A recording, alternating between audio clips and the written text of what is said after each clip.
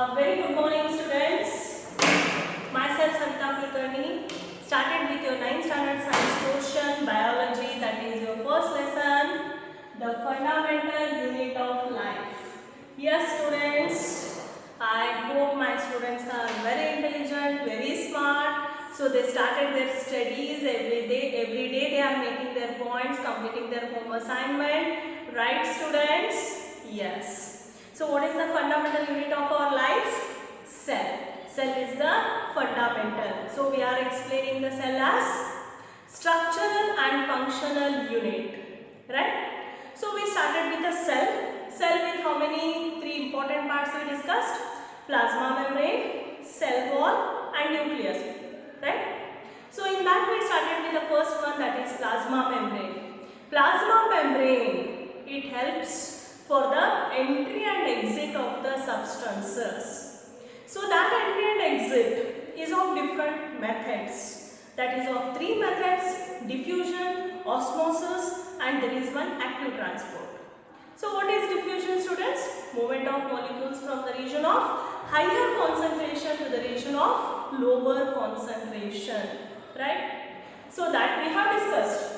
Coming to the next one, that is osmosis. This is also your familiar. And last year, hope you remember, we did one experiment that is called potato experiment. What was that? You took one potato, peeled out the potato, cut it into 2 equal parts.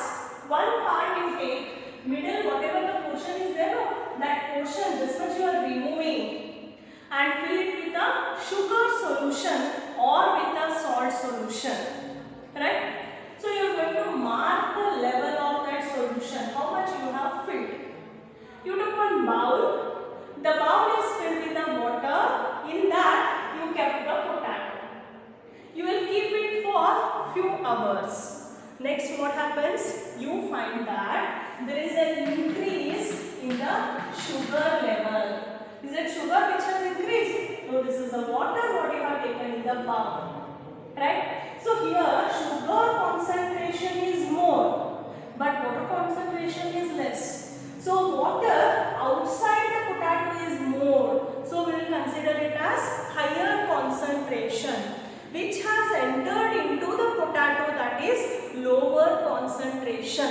But middle, what is there, students? This potato. Nothing but we will call it as plasma membrane. So passing through the plasma membrane, your water molecules has entered from high concentration region to low concentration region. Right? Okay, take down osmosis, students. Movement of water molecules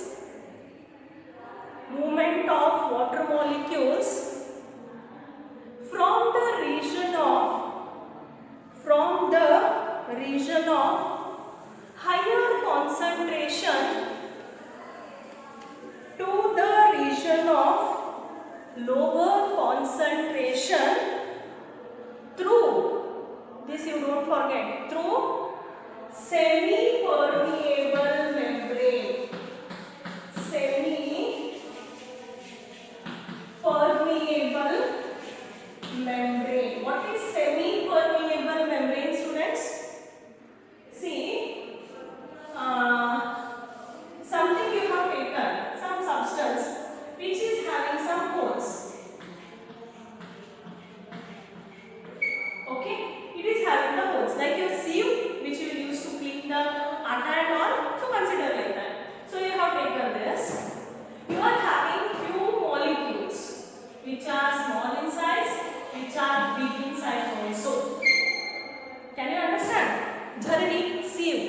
So that you have taken, consider this as sieve. It is having the pores.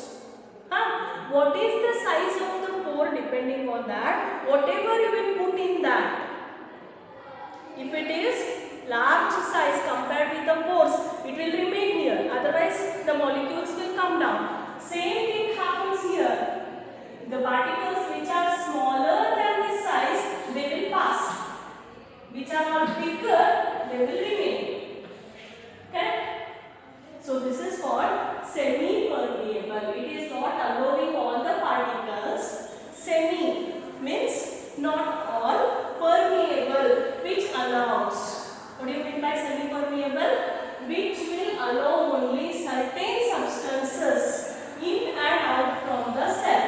Coming back to your cell, this is the nucleus. Your plasma membrane acts as semi-permeable membrane. It allows, for example, oxygen is there, which is required in the cell. Yes, it will permeate. There is an excess of water molecules in the cell, which has to out from the cell. So it allows that water molecules out from the cell, but not all. So you will call it as semi-permeable membrane. Understanding, students? So what is difference between diffusion and osmosis? In diffusion, you don't find semi-permeable membrane or something. There is a movement of molecules, but here water molecules has to cross the semi-permeable membrane, that is called as the osmosis. Okay? Yes. Next heading, types of solution. Types of solution based on concentration. Based on the concentration. Based on the concentration of the solution, there are of three types, which are those: hypotonic, hypertonic, isotonic. Hypotonic, hypertonic, and the isotonic. See the first one, hypotonic. Make it very simple, students. You took one bowl, okay? Dry grapes. Hope you have seen dry grapes, Drakshana. So dry grapes you are going to put in the, like this the shape, okay. You are going to put it in the water. This is the water. You have kept the dry grapes in this bowl. 3-4 hours you are going to leave it as it is. After that 3-4 hours, what is the size of the grapes, students? Yes, of course it is increased. Why it has increased? See, sorry. Here in the bowl you put the water. Correct? This bowl is full of water content. What about the dry grapes? Is it having the water content? I am using the word dry grapes. Before you put it to soak, is it having the much water content? No, there is no water content, right? So this cell is considered as low concentration. Water is with a high concentration. Okay now? So your water molecules from higher concentration, they have entered into the grapes, nothing but into a cell. Actually, in the place of grapes, you have to take the cell word. Just to make you to understand, I am using the word grapes. Okay, so you took the dry grape, which is not having the water content, means its concentration level is very less, and here the water concentration level is more. So as you put it to soak, the cell will absorb the water, so the size of the grapes is increased the next day. Correct? So this solution, this type, we will call it as hypotonic solution. What is hypotonic solution? The water content is not there in the cell. Cell is having less concentration of water. So it has taken the water, and that is the condition called as hypotonic solution. Okay, students? Hypertonic solution. Hyper, which is having more water content. Yes, reverse. The cell is having more water content. For example, this is the cell. Already the cell is having much water content. Too much of water content it is having. Okay, so what it will do? It will lose its water concentration. If it is having more water, if its concentration is very high, it will lose the water concentration. When it will lose, what about the shape, students? Yes, of course. The shape of the cell will shrink. It will shrink. So it is not the shape. There is a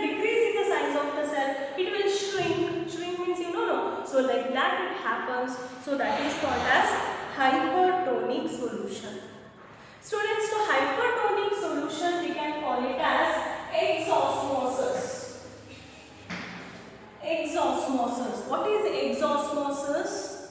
The cell is having more water concentration which will leave it to the atmosphere. By that, there is a change in the shape of the cell.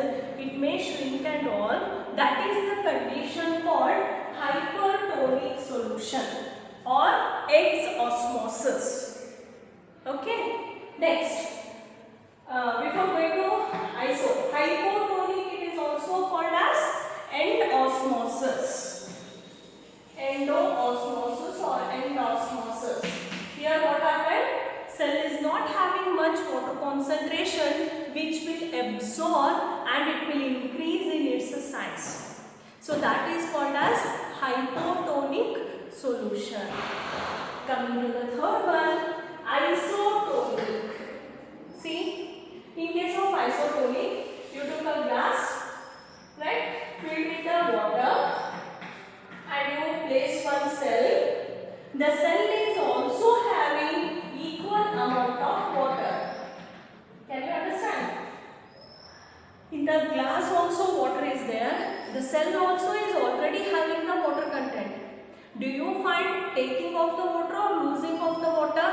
Nothing. We don't find both because water is filled. It will not lose, it will not gain. It will be neutral.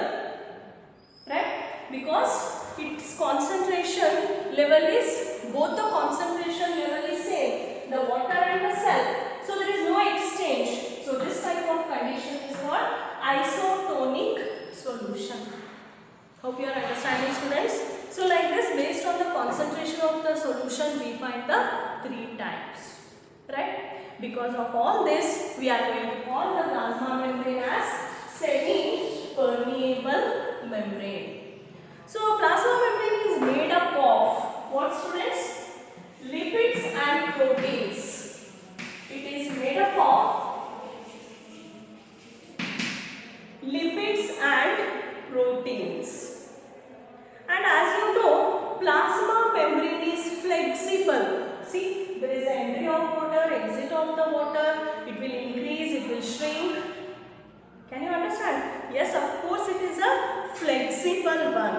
So this flexibility of the plasma membrane helps unicellular organisms like amoeba to engulf their food inside the cell. Engulf means to take the food inside the cell, and so that they can continue their life activity.